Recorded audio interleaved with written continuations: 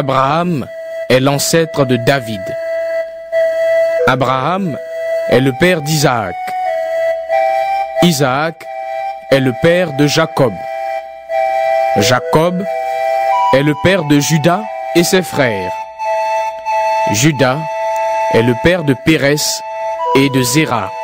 Leur mère est Tamar. Pérès est le père d'Esron. Esron est le père de Ram. Ram est le père d'Aminadab. Aminadab est le père de Nachon. Nachon est le père de Salma. Salma est le père de Boz. La mère de Boz est Rahab. Boz est le père d'Obed. La mère d'Obed est Ruth. Obed est le père de Jessé. Jessé est le père du roi David. David est le père de Salomon. La mère de Salomon était la femme d'Uri. Salomon est le père de Roboam. Roboam est le père d'Abia.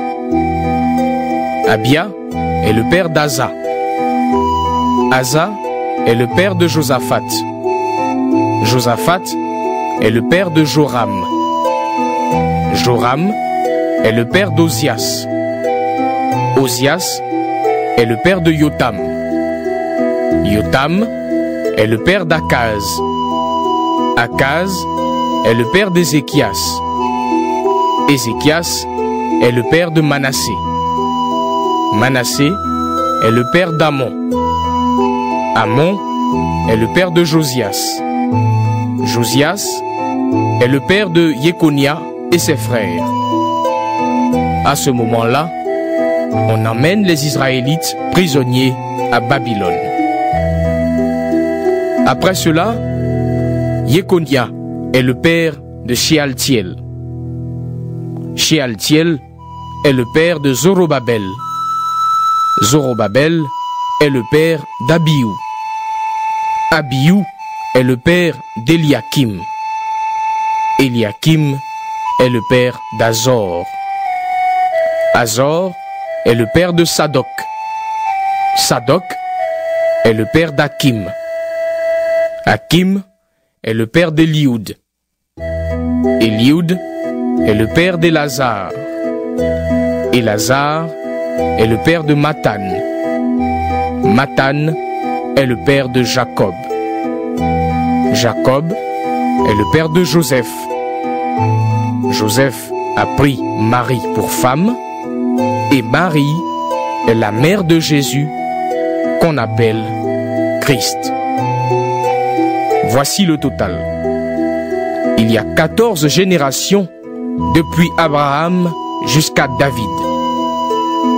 Il y a 14 générations depuis David jusqu'à ce qu'on emmène les Israélites prisonniers à Babylone. Ensuite, il y a encore 14 générations jusqu'au Christ. Voici comment Jésus-Christ est né. Marie, sa mère, est promise en mariage à Joseph. Mais, avant d'habiter avec Joseph, Marie attend un enfant par la puissance de l'Esprit Saint. Joseph, son fiancé, est un homme juste.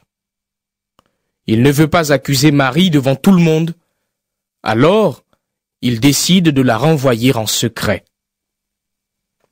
Au moment où il pense à cela, l'ange du Seigneur se montre à lui dans un rêve.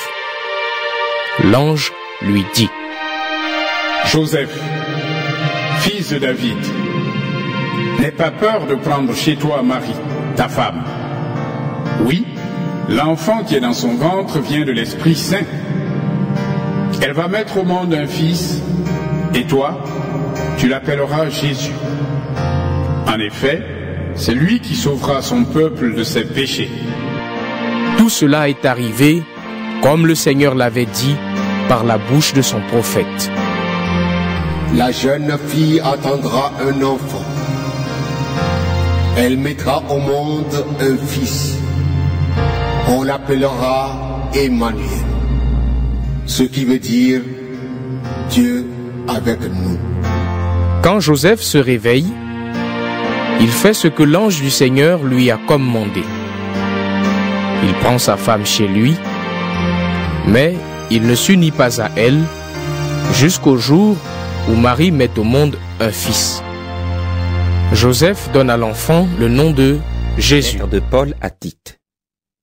Chapitre 1.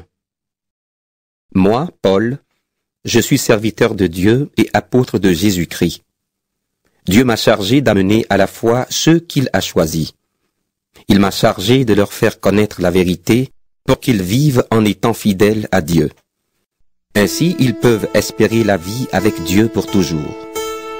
Dieu, qui ne ment pas, nous a promis cette vie depuis toujours. Au moment fixé, Dieu, notre Sauveur, a communiqué sa parole à travers le message qu'il m'a confié et qu'il m'a commandé d'annoncer. Tite, c'est à toi que j'écris. Tu es pour moi un vrai fils dans la foi qui nous unit. Que Dieu le Père et le Christ Jésus notre Sauveur te bénissent et te donnent la paix. Je t'ai laissé dans l'île de Crète pour que tu finisses de tout organiser. Dans chaque ville, tu dois nommer des anciens comme je te l'ai commandé. Un ancien doit mener une vie correcte. Il doit s'être marié une seule fois. Ses enfants doivent être chrétiens et on ne doit pas pouvoir les accuser de se conduire mal ou de désobéir. Le principal responsable de l'Église est chargé des affaires de Dieu. Il doit donc mener une vie correcte. Qu'il ne soit pas orgueilleux, ni coléreux, ni buveur, ni violent. Qu'il ne cherche pas à gagner de l'argent de façon malhonnête. Il doit bien recevoir les gens qui viennent chez lui et aimer ce qui est bien. Il doit être raisonnable, juste, saint, maître de lui. Il doit être solidement attaché à la parole vraie qui est en accord avec ce qui est enseigné. Alors, il sera capable d'encourager les autres en leur donnant un enseignement juste. Il pourra montrer l'erreur de ceux qui sont contre son enseignement. Oui, il y a beaucoup de gens qui n'obéissent pas, surtout parmi les Juifs devenus chrétiens. Ils trompent les gens avec leurs paroles qui ne veulent rien dire. Il faut leur fermer la bouche. En effet, ils bouleversent des familles entières. Ils enseignent ce qu'il ne faut pas pour gagner de l'argent de façon malhonnête. C'est un Crétois lui-même, un de leurs sages, qui a dit « Les Crétois ont toujours été des menteurs, des bêtes méchantes, des paresseux qui ne pensent qu'à leur ventre. Et ce qu'ils affirment est vrai. C'est pourquoi fais-leur des reproches sévères pour qu'ils croient de façon juste.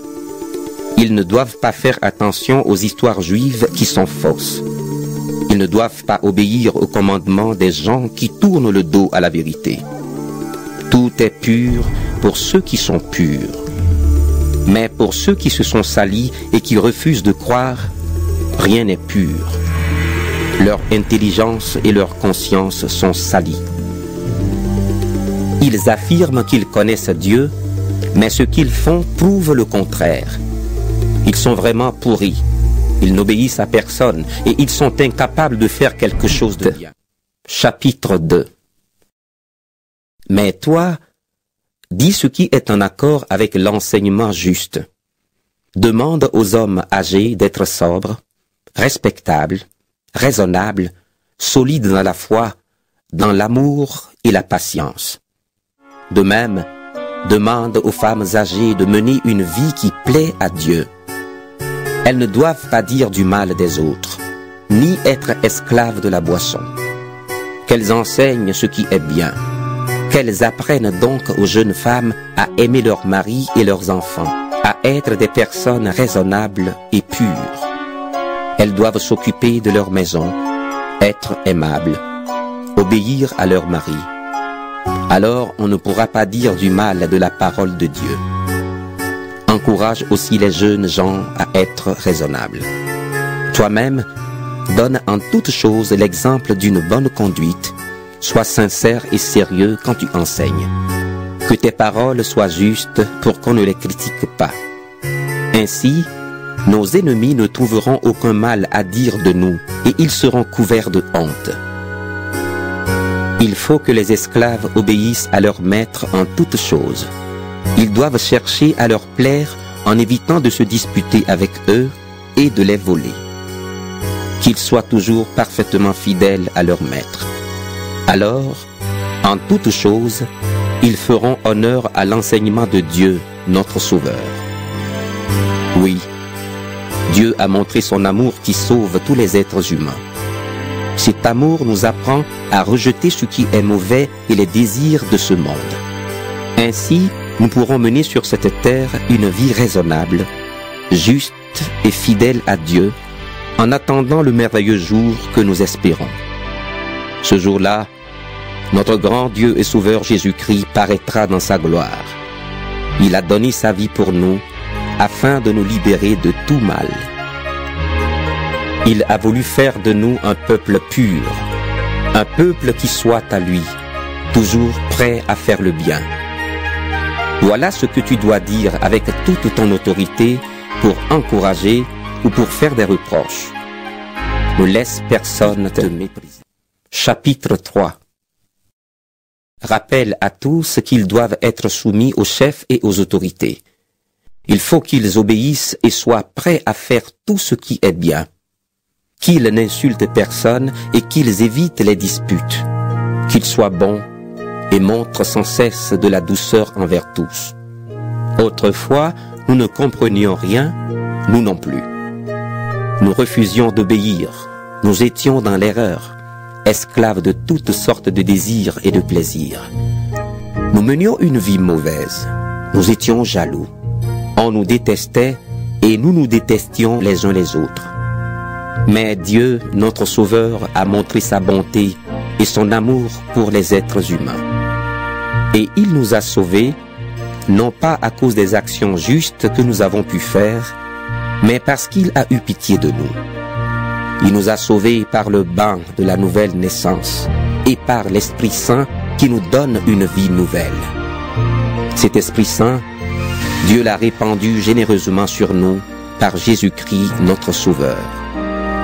Ainsi, puisque Dieu, dans son amour, nous rend justes, nous pourrons recevoir sa vie pour toujours, comme nous l'espérons. Voilà une parole sûre, et je veux que tu insistes beaucoup là-dessus. Alors tous ceux qui croient en Dieu s'appliqueront à faire le bien parfaitement. Ceci est bon et utile à tous. Mais évite les recherches qui n'ont pas de sens, les listes des ancêtres, les disputes et les discussions sur la loi de Moïse. Tout cela est inutile et ne vaut rien. Celui qui divise la communauté, donne-lui un avertissement, puis un deuxième. Ensuite, écarte-le. Tu le sais, une personne de ce genre est sur un mauvais chemin.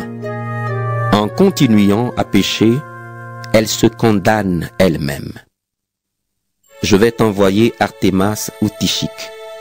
Quand ils seront arrivés, tâche de venir me retrouver à Nicopolis. C'est là que j'ai décidé de passer la mauvaise saison. Occupe-toi bien du voyage de Zénas l'avocat et d'Apollos pour qu'il ne manque de rien. Nos frères et sœurs chrétiens aussi doivent apprendre à faire le bien parfaitement.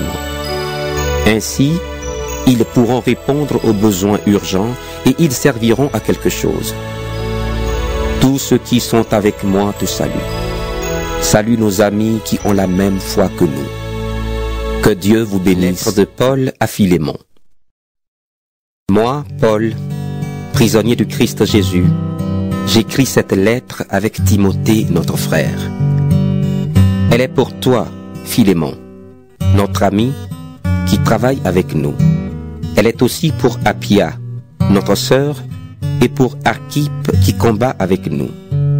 Elle est encore pour la communauté qui se réunit dans ta maison. Que Dieu notre Père et le Seigneur Jésus-Christ vous bénissent et vous donne la paix. Philémon,